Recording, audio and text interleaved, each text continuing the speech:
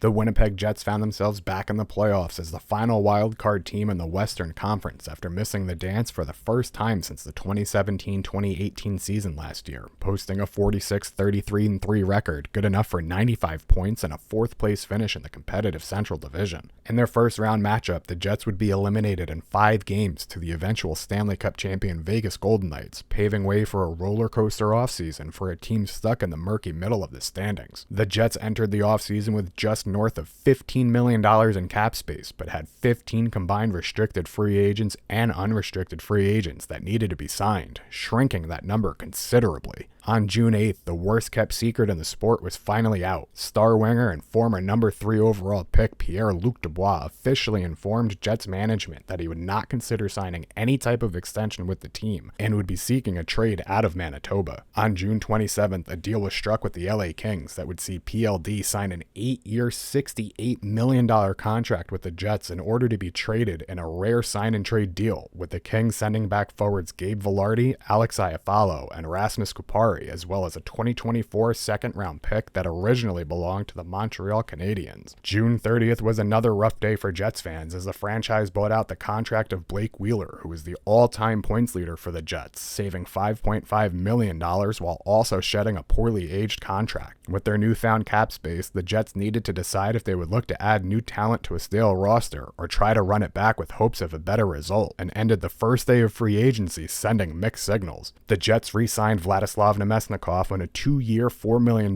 deal, while adding backup goalies Laurent Brossoit and Colin Delia to 1-year deals worth $1.75 million and $775,000 respectively. Over the next few weeks, Winnipeg would continue re-signing their own players, inking Dylan Sandberg on a 2-year deal worth $2.8 million, along with Morgan Barron on a 2-year, $2.7 million contract, Gabe Vilardi on a 2-year, $6.875 million deal, and Rasmus Kupari on a 2-year, $2 million deal. In the annual NHL entry draft, the Jets held the number 18 pick.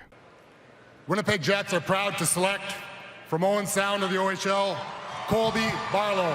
Barlow is a well-rounded winger with a strong skating ability who can transport pucks through the neutral zone and is physically advanced given his age. He is limited in his offensive playmaking ability, but makes up for it with an excellent shot that can be used off the rush or from a standstill with a wicked one-timer, and figures to be a top 6 wing at the next level who can contribute on both special teams. The upcoming season may be one of the most important in recent memories for the franchise, as disgruntled players continue to voice their opinion at the lack of direction the team is taking, and may end up losing even more cornerstone pieces if they don't have a strong season. So will you be looking to see maybe what other guys are doing before deciding your own future? Oh, for sure. There's a lot of factors that go into it, and like I said before, there's a lot of things that can happen and or not happen. Your main priority is to win a Stanley Cup, and you being part of that group of 6 that is 1 year removed from unrestricted free agent status, is that anything you're going to give some serious thought to between now and say the start of next season?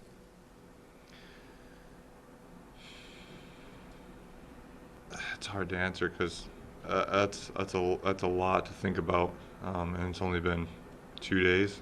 We're only 2 days removed, so yeah, my main goal is to win a Stanley Cup, and I'm starting to run out of time, and I can feel it. I know Wheels talks about this all the time. It flashes by.